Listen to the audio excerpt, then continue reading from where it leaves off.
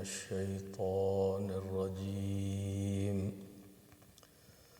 بسم الله الرحمن الرحيم الحمد لله رب العالمين بارئ الخلائق أجمعين والصلاة والسلام على سيدنا ونبينا ومولانا أبي القاسم محمد وعلى أهل بيته الطيبين الطاهرين الذين أذهب الله عنهم الرجس وطهرهم تطهيرا واللعنة الدائمة على أعدائهم أجمعين أما بعد فقال الإمام موسى بن جعفر الكاظم عليهما السلام ليس منا من لم يحاسب في كل يوم نفسه صلوات. Dear brothers and sisters in Iman, tonight we are commemorating the martyrdom of our seventh Imam, Hazrat Musa al-Kazim alayhi salatu wassalam. We are commemorating this Shahadat anniversary in a very unusual circumstances, while community is told to remain at their homes, and we are trying to reach out to our community members through virtual activities and online. And this is all by practicing the deen which we are given by Allah subhanahu wa ta'ala and the wisdom which we are given by our Prophet Hazrat Muhammad Mustafa sallallahu alayhi wa alihi wa sallam and his pure and noble household. Islam is a religion of aql and a religion of rationality. It teaches you the way how you should conduct your life and how you should preserve and protect your own well-being and well-being of your family members and community and the world around you. Today, as you see, the masajid and shrines and all the houses of worship are almost closed. Everywhere, starting from Iran, Iraq, Saudi Arabia, to many other Muslim countries and within our own country here, United States of America.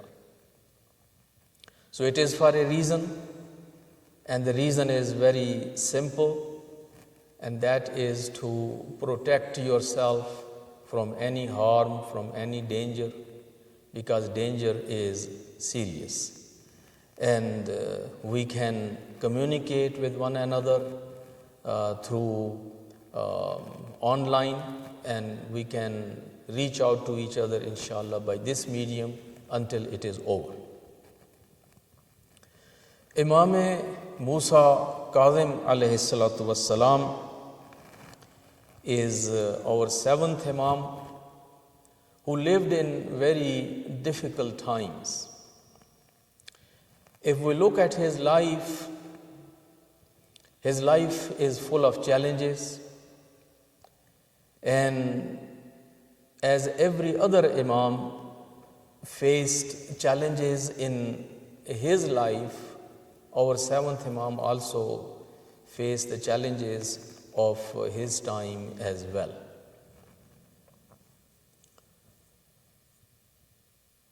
Imam Musa al-Kazim was 20 years old when his father, Imam Ja'far as-Sadiq alayhi salatu wassalam, was martyred, and Imam Kazim practically took the responsibility of the office of Imamat. For 20 years, he lived under the care of his great father, who was father of entire Ummah, a great teacher, a great mentor, a great source of knowledge and spirituality. And this is the honor of Imam Musa al-Kazim alayhi salatu wasalam, and privilege that he lived under the care and under the leadership of a father like Imam Sadiq alayhi salatu wasalam. It's always one way of looking at someone's greatness when we measure someone's knowledge or scholarship. So normally people ask that about his family, about the parents, about the teachers, about the institution or the environment where a person has lived and a person had studied or a person had grown. So if we want to look at the caliber of our seventh Imam, so we look at his father, and without any disagreement among scholars, he was one of the greatest fathers which anybody could have. And Imam alayhi salatu wasalam took the advantage and the benefit of that great scholarly environment and spiritual environment provided by his father in Medina. But then Imam alayhi salatu wasalam was only 20 years when his father was martyred by Mansur Dawaniqi, and Imam alayhi salatu wasalam then took the responsibility of this office, and for 35 years Imam alayhi salatu wasalam remained in his office, and he led and guided the community in best possible manner.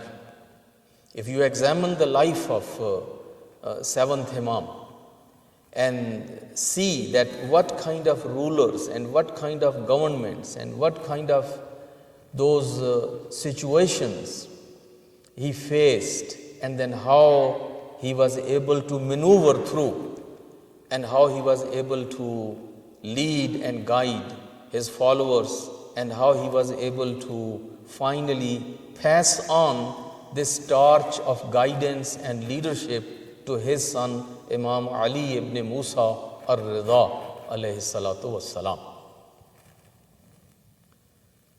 Imam Musa al-Kazim alayhi salatu wassalam, he was only 4 years old when the rule or the government of Banu Umayyah ended. And the Banu Abbas, they started their government. Imam was at that time 4 years old. The first one in the Abbasis was Abul Abbas Safah, a very brutal man, a very miserly man, and very wicked kind of individual. And he started his rule. And after him, his son Mansur Dawaniqi inherited, and he became the ruler. Mansur Dawaniqi was also another brutal and another unkind ruler, and a very shrewd politician. And but then he started building a new city as his capital, and that was Baghdad. Mansur got busy with his building this big city of Baghdad, and he was occupied with so many other things for some time. But then when he was done with those kind of things, he started playing games, and finally, as we know, that he martyred Imam Ja'far as-Sadiq alayhi salatu was-salam. Imam Musa al-Kazim alayhi salatu was-salam comes in the office of Imamat when Mansur Dawaniqi is ruling. But then he passes away, and his son Mahdi Abbasi, he comes in the office of that government, and he becomes the so-called Khalifa or the ruler of Muslim world. Initially, he tried to look as a good person, and he tried to at least to pretend that he is different than his father, Mansur. But then, within very short period of time, he started doing the same things which his father and grandfather were doing, and actually he started doing more of those kind of things. Then his son Hadi Abbasi, he comes in the power. He was even more corrupt and criminal than his other brother, his father Mahdi. And he was doing all those kind of bad things. He was a very corrupt individual, and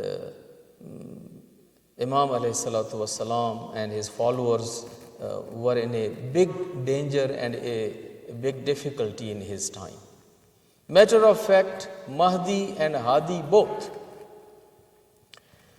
they arrested Imam alayhi salatu wassalam in their time of their rulings, and Imam alayhi salatu wassalam came in the jails.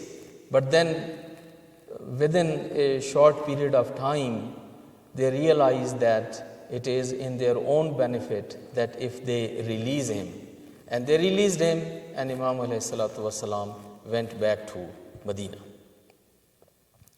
Imam alayhi salatu wasalam was several times he was arrested in his life. Matter of fact, two of our A'imma, they were the one that who were officially arrested, and they were put in the jails. The first one, of course, was our fourth Imam, Imam Ali ibn al-Husayn Zainul Abidin alayhi salatu wassalam, who was arrested after the tragedy of Karbala, and he was detained and he was taken to Kufa for a few days, and then from there he was taken to Syria. He was detained and he was arrested, and he was put in jail with the ladies and the children after that tragedy of Karbala. Then Imam Muhammad al-Baqir or Imam Ja'far as-Sadiq alayhi salatu wassalam, they were summoned by these rulers of Banu Umayyah in Damascus, and they were asked to come there and see the king. They went there, but officially none of them were arrested or they were not put in the jail. Then comes Imam Musa al-Kazim alayhi salatu wassalam, and as we said that he was arrested several times. In 35 years of his imamat time, Imam alayhi salatu wassalam, he was in this office and he led and guided the community as imam for 35 years. In those 35 years, he was arrested, several times, as I said before, in the time of Mahdi and in the time of Hadi. And then finally comes the big fitna of Bani Abbas, and that was Harun, so-called Ar-Rashid. He was not Rashid by any standard, but he was known as Harun Ar-Rashid, and his son later on Ma'mun Ar-Rashid. Harun arrested him. I will explain that how, but he was arrested later in the time of Harun for almost 4 years. In 179, I believe, he was arrested, and 183rd Hijrah was the year of his Shahadatun, of course, 25th of Rajab, 183rd year of Hijrah. Approximately 4 years he was kept in prisons, and various prisons, started from Basra and then moving prison to prison. Now what had happened, that Imam Musa al-Kazim alayhi salatu wasalam was a man of great knowledge, a man of great wisdom, a man who was able to bring all the Shias and the followers of Ahlul Bayt together in a big numbers. Initially, when Imam Jafar as-Sadiq alayhi salatu wasalam was martyred, this community was divided. And there was a split in the community on the issue of imamat. And this is how this Ismaili group of Shi'is came in existence. But Imam Musa al-Kazim alayhi salatu wasalam was able to bring many of those people back. And he was able to build and establish a bigger community and a stronger community. And Imam alayhi salatu wasalam, of course, he was waris of a great father like Imam Jafar as-Sadiq alayhi salatu wasalam. Man of knowledge, man of wisdom, man of great akhlaq, man of great character, and he was popular. On the other hand, these Abbasi Khulafa, they were very unkind and very much corrupt. So they would feel guilt, and they knew that they are not authorized or they are not entitled for this government. And they knew they were ghasib and they have usurped the haqq of Ali. And then when they would compare themselves with, for example, Imam Ja'far as-Sadiq or Imam Musa al-Kazim or later Imam Ar-Rida alayhi salatu wasalam or the other A'imma, they would see even themselves that they are not comparable. There is no comparison in anything. And they would feel jealous, and also they would feel guilty. And this is how they would come up with those kind of decisions and those kind of treatments which they had with our A'imma alayhimu salatu wassalam. So this Harun, they say that he went for Hajj, and then after performing Hajj, he came to Medina. And he visited Medina, and of course he was a king, and many people were around him, and he goes to pay the respect and do the ziyarat of the grave of Prophet. So when he goes there and stands in front of that grave of Rasulullah, in order to impress people and tell that he is very much close to the Prophet and he is the family member, so he wanted to brag. And while he was bragging on that, so he says, Assalamu alayka ya Rasulallah. And then he says, Assalamu alayka yabna am. My salam upon you, O the messenger of Allah. And then he says, my salam upon you, O son of my uncle. Means you are my cousin. And so he made a claim among all those people and tried to distinguish himself from others by claiming that he is cousin of Prophet. Prophet is his cousin. So he has a very close and special bond with Rasulullah. While everybody is impressed or they are keeping quiet, all of a sudden somebody, he said, Assalamu alayka ya abata. He says, salam upon you, O my father. This was a very different claim and very different voice. Everybody looked around. Who is he that who says, Assalamu alayka ya abata? Salam upon you, O my father. And he is claiming that Rasulullah is his father. It could be only Imam Musa Al-Kazim alayhi salatu wassalam.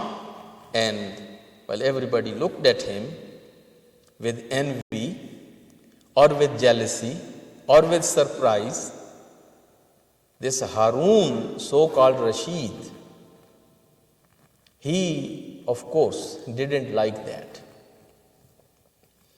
And he felt that Musa Kazim alayhi salatu wassalam actually superseded him and made a better claim and a bigger claim. If I am close to Rasulullah as his cousin, so he is here as his son. Later, in one of the meetings, when Imam alayhi salatu wasalam was sitting and Harun is sitting and other people are sitting, matter of fact, once Harun brought this issue and he says, how come everyone is related to his father?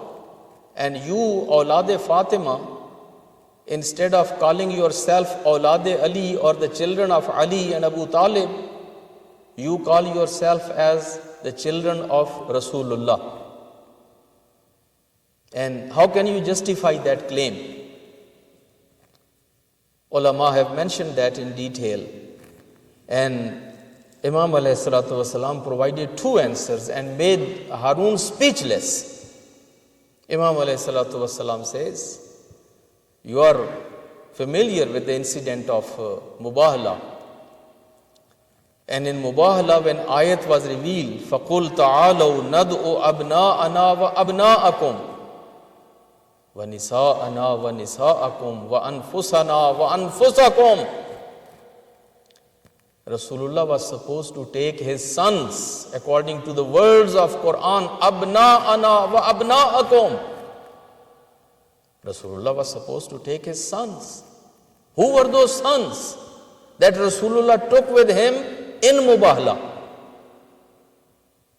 And everybody knows that those two sons were Hassan and Hussein. Rasulullah took Hassan and Hussein as his sons. He introduced them, he brought them out in the capacity of his sons. And they are our Jad. We are children of Hassan and Hussein.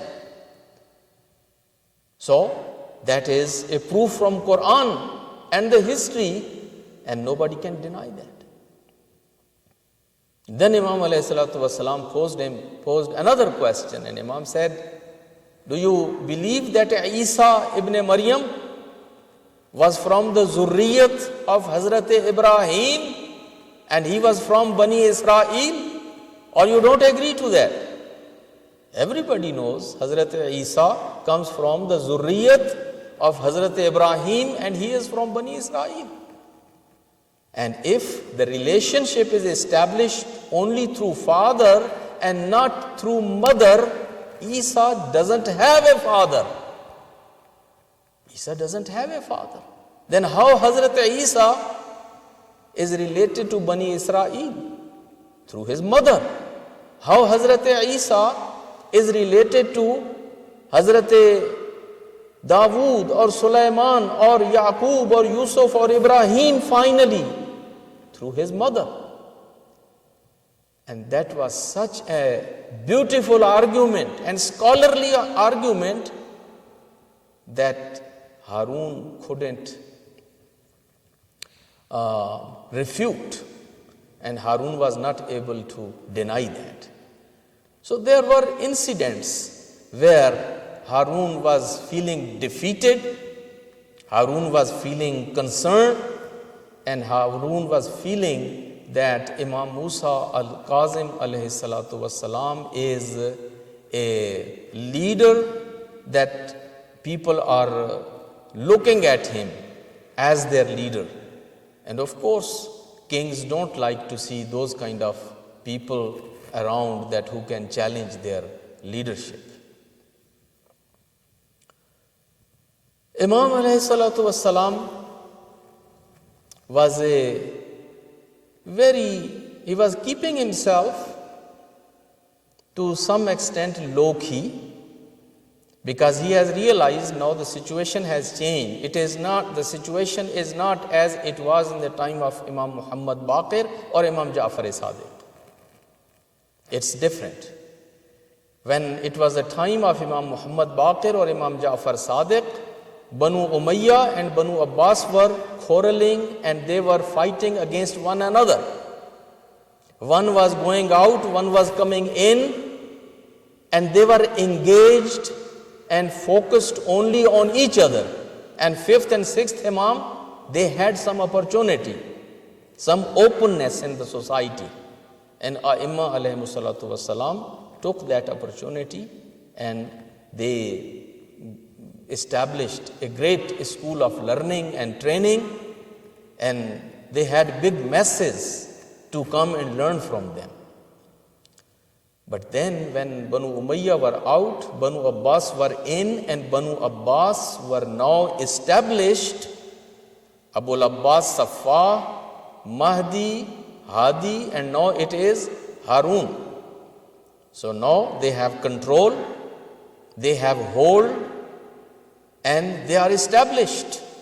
Now they are all concerned about Ali. They are all concerned and focused on these A'imma alayhimu salatu wassalam, who were A'imma of Ahlul Bayt. And the whole effort of government is to somehow control them and contain them. And they were sending spies, they were keeping eyes on them, and they were trying to, as I said, contain them. In that effort, Harun, he asked one of his advisors that how can I find out that what are the activities of Musa al-Kazim, and can we find insider that who can come and tell us all the activities and the details of what he is doing so we can prepare ourselves. He was told that there is a man by the name of Muhammad bin Ismail bin Ja'far as-Sadiq. Basically his nephew, the nephew of Imam Musa al-Kazim, Muhammad bin Ismail, who had claimed that he is the Imam and he is the leader and he had his own following. But he was not at the caliber of his uncle Imam Musa al-Kazim, and he was feeling inferior and almost defeated and desperate to do something to bring his uncle down and go ahead with his own claim and with his own work, what he was doing. So Harun sends a message to Muhammad bin Ismail and asks him to come and visit him in Baghdad. This man, Muhammad bin Ismail, receives the invitation and he feels so much excited that I am invited by the king in Baghdad and I must prepare and go and see him. And then he comes with that letter of invitation to Imam Musa al-Kazim alayhi salatu wassalam. And he says that, uncle, see, this is the invitation, and Khalifa, the king, Harun has invited me in Baghdad, and I'm getting ready to go there. Imam alayhi salatu wassalam told him that this is not going to be really good for you, and why do you have to go to Baghdad and to see this man? He says, because I have so many loans and financially I am very poor in these days. I'm not doing well. I'm under so much debt. And if I go there, if I see Harun, I may get some money, some support, so I can pay my loans, I can help myself, I can take care of myself. Imam alayhi salatu wassalam, while there were issues, there were disagreements, there were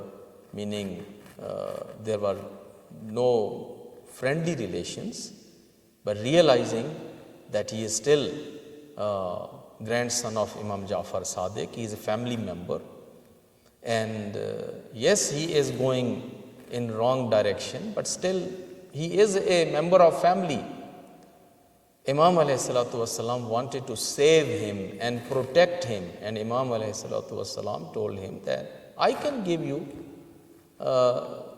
enough money and enough resources that you can pay off your debt, and I will provide you enough where you can live gracefully and honorably here in Medina. You don't have to go and play in hands of this corrupt king. But he kept making excuses and he kept making excuses, and he said, since I'm invited, since I have letter, so I will like to go and I would like to visit him, but I need some funds, some money, if you can help me with that. So Imam alayhi salatu wasalam gave him money for this travel. Then he asks, would you like to advise me? Can you give me some advice that if I'm going there? Imam alayhi salatu wasalam kept quiet and was not able to provide him any advice on this. But when he insisted, Imam alayhi salatu wasalam told him that, oh Muhammad bin Ismail, the only advice which I can give you is that don't become partner with Harun in my blood. Don't put your hands in my blood. Don't get used by this government against me. And don't make my children orphan. That's the only thing what I can request you. Rest of that you know. This Muhammad bin Ismail takes money, funds from Imam Musa al-Kazim alayhi salatu wassalam. He goes to Baghdad. He meets Harun. And when Harun asked him, how is your uncle and how is he doing and how is Musa al-Kazim doing in these days? This man that who was so low in his thinking or in his character, he responds to Harun and he says, "O Harun, I never saw two kings in one kingdom. I never saw two kings in one kingdom." Harun says, "What do you mean, two kings in one kingdom?" He says, "Yes, I never saw two kings in one kingdom. I see one king sitting in Baghdad and one king sitting in Medina."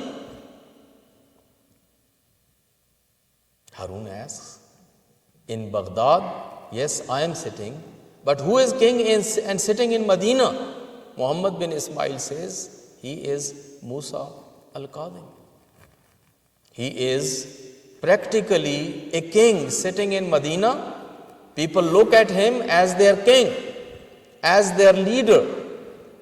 And people bring kharaj to him, people bring money to him, people bring funds to him, people bring all those wujuhat, money, and he has so many resources and he is enjoying a big influence and control in Medina. Imam alayhi salatu wassalam, when this information about Imam was given by a insider, somebody that he was a family member, so Harun, he makes the plans that not anymore. He got very concerned, and they say that when next time he goes for Hajj, he plans for a ziyarat, Hajj, he comes in Medina, and again he had some incidents with Imam alayhi salatu wassalam, and he issues the orders that Imam alayhi salatu wassalam should be arrested. Imam alayhi salatu wassalam was arrested by the forces of Harun from Medina, from the grave of Rasulullah. Imam alayhi salatu wassalam was literally at that time next to the qabr, the grave of Rasulullah, doing ibadat over there. We will talk about that later, that when Imam was arrested and he was brought first in Basra for 1 year, and then almost 3 years Imam alayhi salatu wassalam was put in different prisons in Baghdad.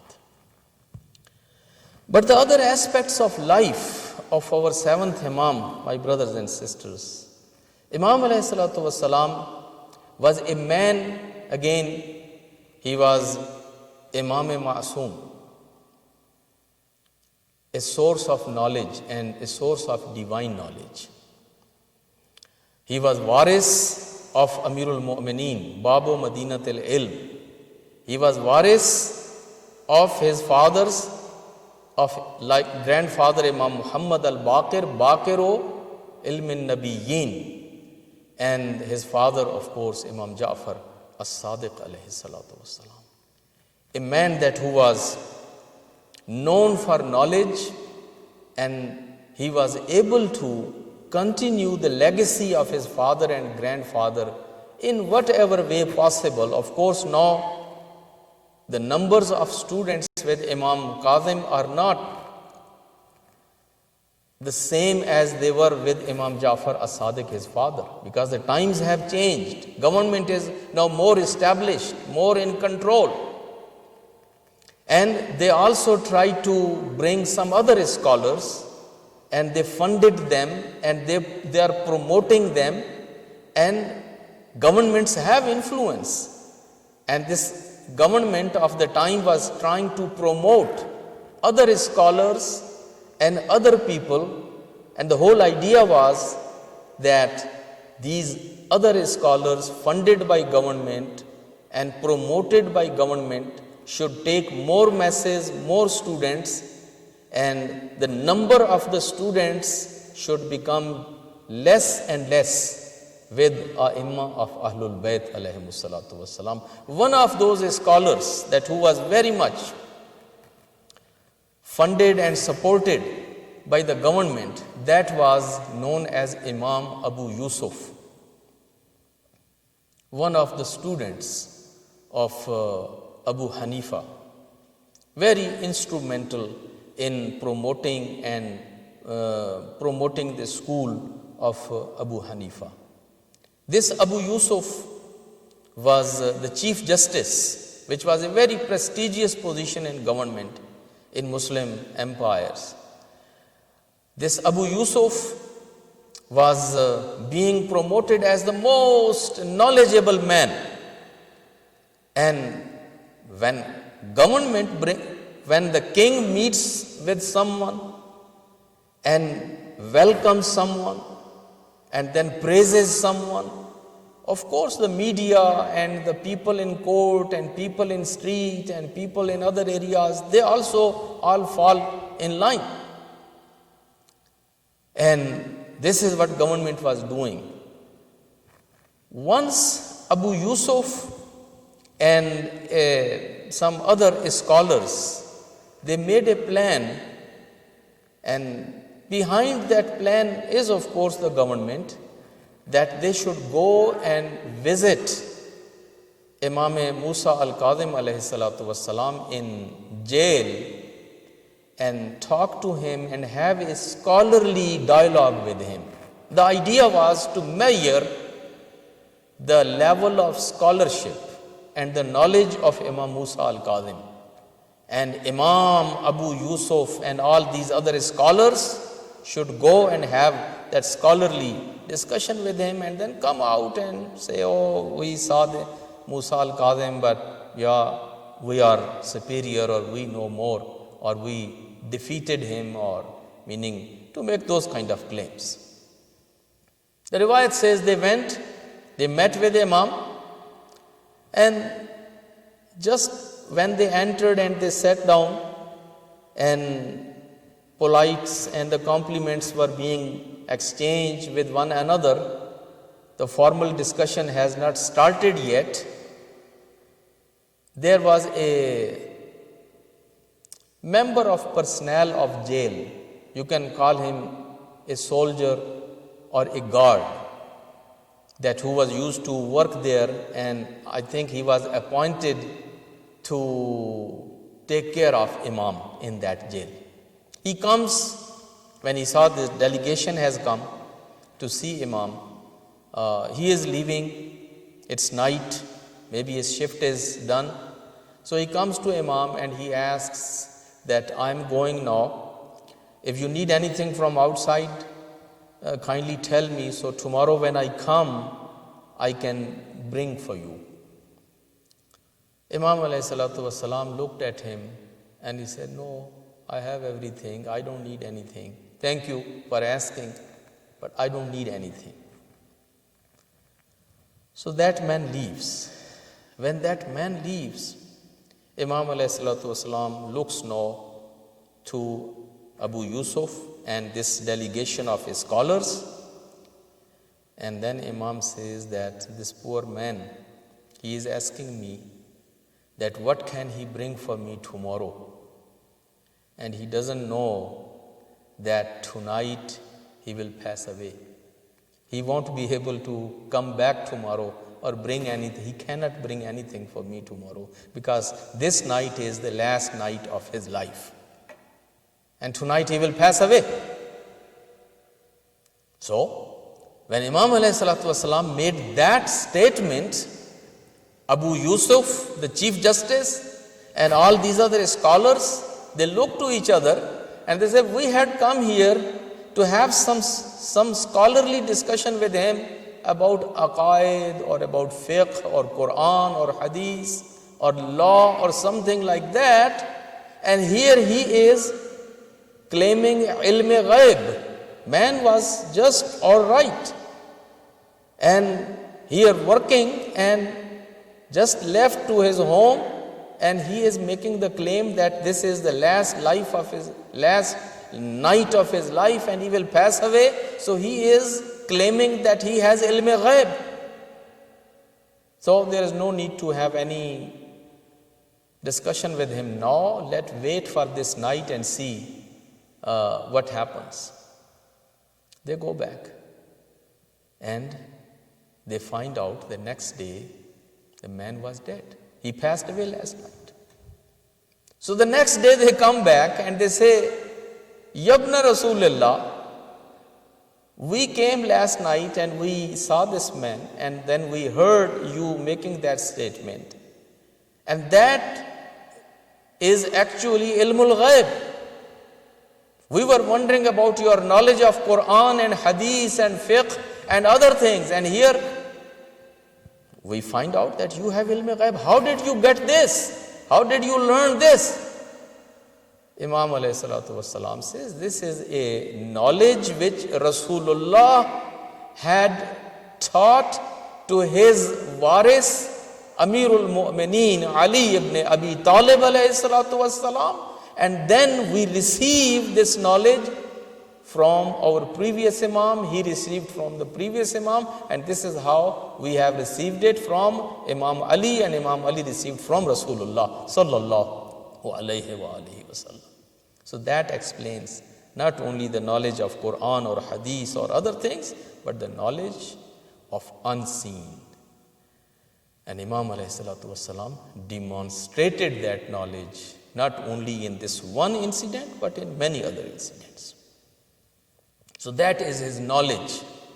But if you look at his character, if you look at his conduct, again, he was the greatest man of his time.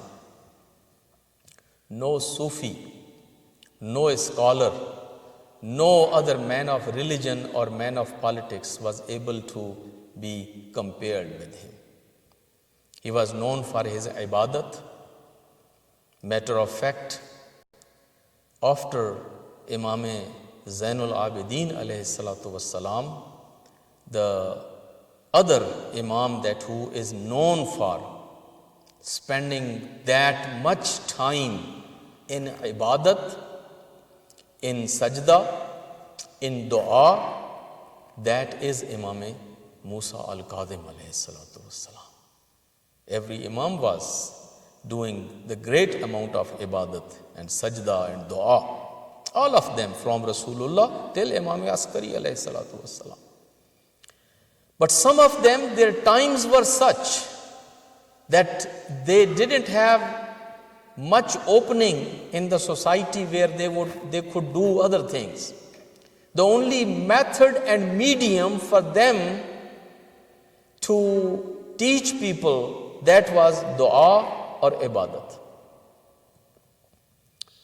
Imam Musa al-Kazim alayhi salatu wasalam is known for long sajdas.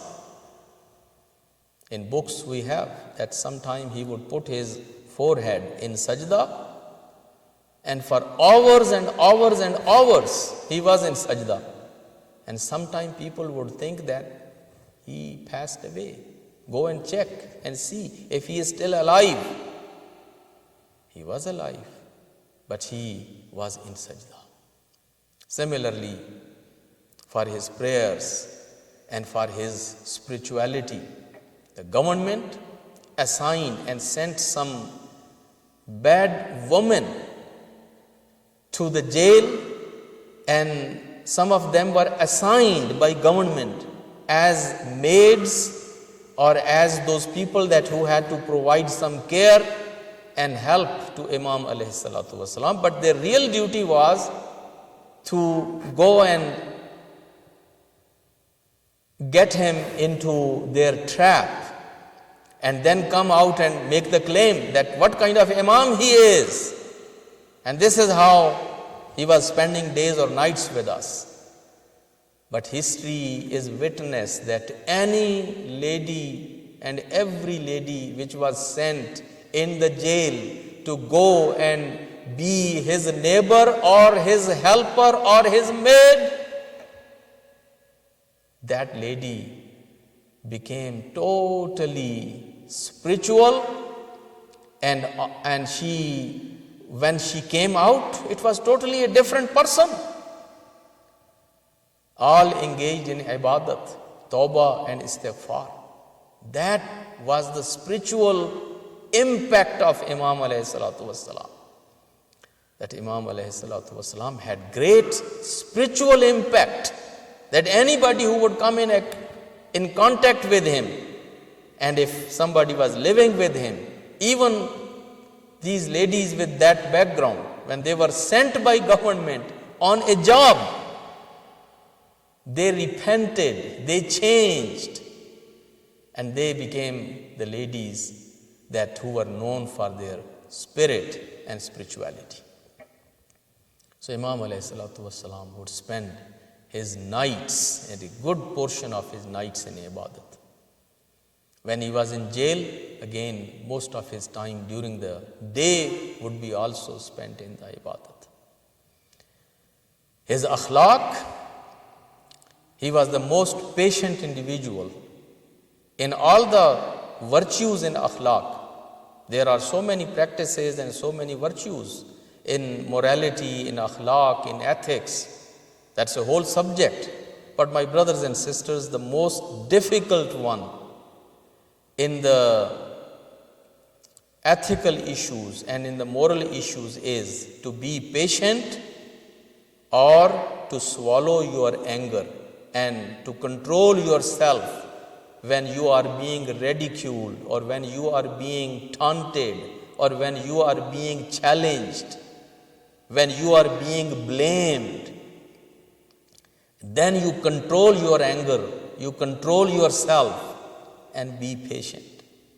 And this is what it means, Al-Kazim. Kazim is the one that who swallows his anger. And again, this doesn't happen overnight. My brothers and sisters, we have to put ourselves in that time. After a great father like Jafar-e-Sadiq and his great following and his great influence, Imam Musa al-Kazim, if there was anybody else, he was expecting to sit in the chair of Jafar-e-Sadiq and have that many students sitting in front of him and that many followers. But all of a sudden, what happens? With the shahadat of Imam Jafar-e-Sadiq, the community was split. People were going right and left. And initially, he was abandoned. And several people went ahead with their claims of imamat. Imam alayhi salatu wassalam, he faced those very difficult times when people were challenging his claim of imamat. And matter of fact, somehow people were under the impression that the oldest son has to be imam. And Imam Musa al-Kazim was not the oldest son of Imam Jafar-e-Sadiq. And for other reasons, people had doubts and people had those kind of criticism. And Imam went through all that, but Imam kept himself in control and composed. He remained patient. He remained on track. He swallowed his anger. He was the most polite person, even with his enemies, even with those relatives, that those who were working against him. But Imam alayhi salatu wasalam wouldn't disown them. And Imam alayhi salatu wasalam would control himself and control his anger. Al-Kazim. And that is very difficult, to be Kazimul Ghaiz and to be the patient when you are being challenged from all over and when you feel that so many people are condemning you or criticizing you while they are wrong and you are right. Then Imam alayhi salatu wasalam had followers. But those followers, again, some of them, they were going to extremes. People believed in Imam Musa al-Kazim as their imam of time. But then they started believing that he is al-Qa'im.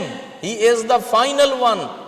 He is the one that Prophet and Aimma were talking about, that he will come and he will be the final one and he will bring the revolution and he is the last one. And while they were believing in him as their imam, but they were believing in him as al-Qa'im. And this is another pain, my brothers and sisters, when followers, they just don't listen to their leader and they go ahead of their leader. And instead of listening to their leader and following their leader and obeying their leader, when they start doing things at their own. Today, Maraje Taqleed, our greatest scholars sitting in Najaf and Qom, Ayatollah Sistani, Ayatollah Khamenei, Ayatollah Makarim, and so many other these ayat. And senior ulama, they are saying that this is the time when you should stay home. Instead of coming to these Friday prayers or these other gatherings in harams or in masajid or in shrines, stay home. The followers, those who are supposed to follow, they are making demonstrations and criticism, and they are saying, no, we are brave Shias. You are coward and we are brave. It's not the issue of cowardliness, it is not the issue of bravery, it is the issue of aql, rationality, understanding the spirit of Islam. So my brothers and sisters, Imam Musa al-Kazim alayhi salatu wassalam has gone through that his Shias, his followers are now not taking him as a seventh Imam, but as the final Imam. And even after his Shahadat, they are known as Waqifiyya. They became Waqifiyya, yani they did Waqf. They said he was the final, he was not martyred, and he didn't pass away, he is still around, he went in Ghaibat, and he will return. And this became a sect, it became a sect of Shias that who would take Imam Musa al-Kazim as their final Imam, as Imam gone in the Ghaibat. One of the reasons, and this was a claim even government knew, that when he was martyred, we all know that his janazah was brought out and put on that bridge. And the announcement was made, Hada Imamur Rafida. One of the reasons for that announcement was that government was also was refuting with that claim of those Waqifiyya and saying, this is a man which his followers were used to believe that he is never going to die, he is the final, he is Al-Qaim, but see, he passed away. Come and watch, come and witness. And so many people came. This was one of the reasons. But the other reason, of course, they wanted to humiliate him.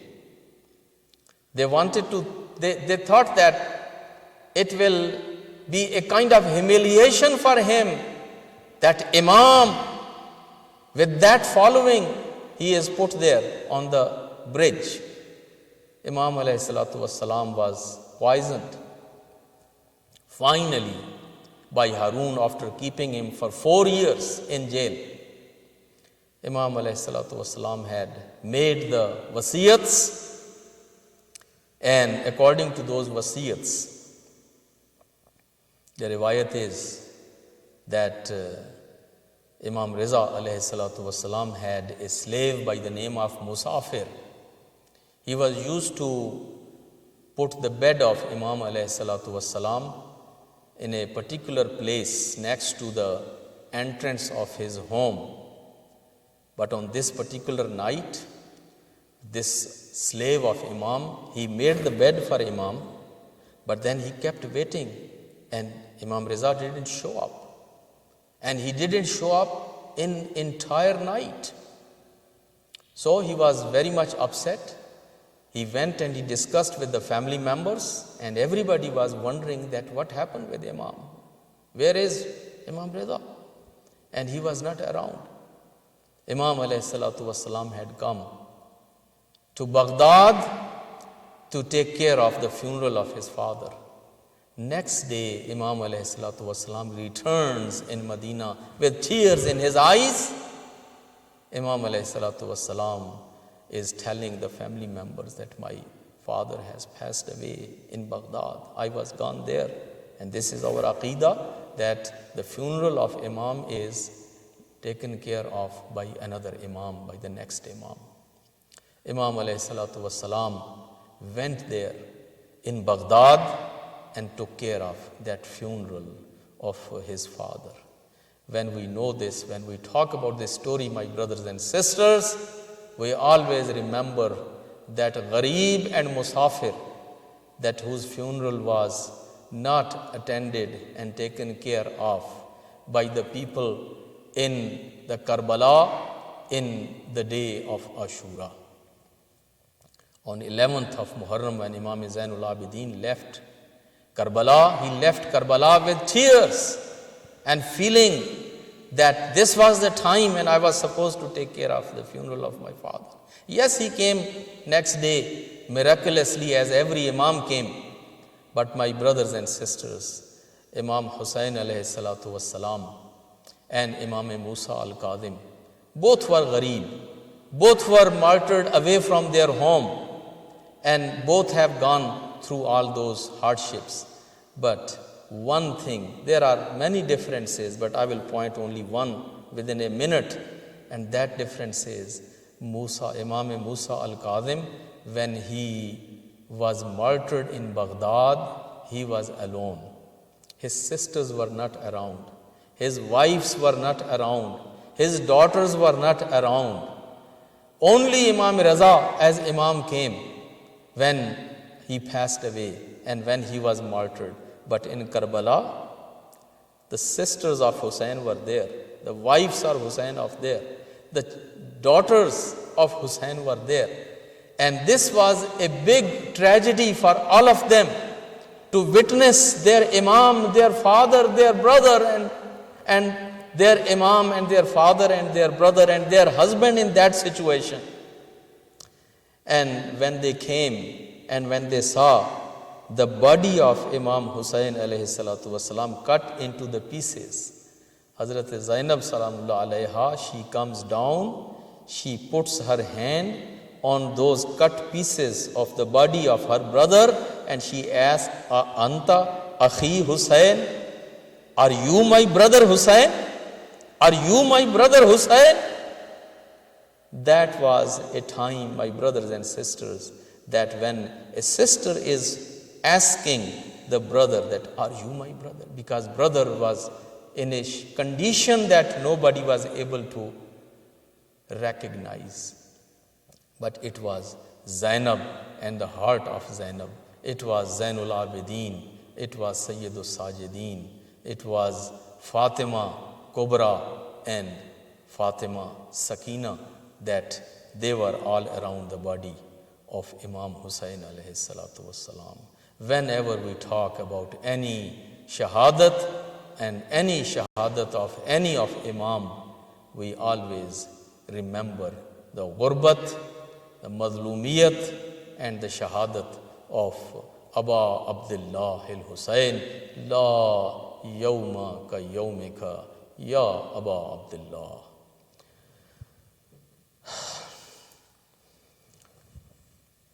La'natullahi ala qawmi adh-dhalimin wa sayalamu alladhina dhalamu ayya munqalabin yanqalibun. Wassalamu alaikum wa rahmatullah. We will have inshallah the next program in the next week, and we will inshallah inform you by the email. But kindly do the right things, follow the guidelines given by CDC and our great scholars and Maraji Taqleed and ulama, and also follow the common sense. Common sense is something that which is, although very much not common, but that is which people need to follow. Thank you very much, and may Allah bless you.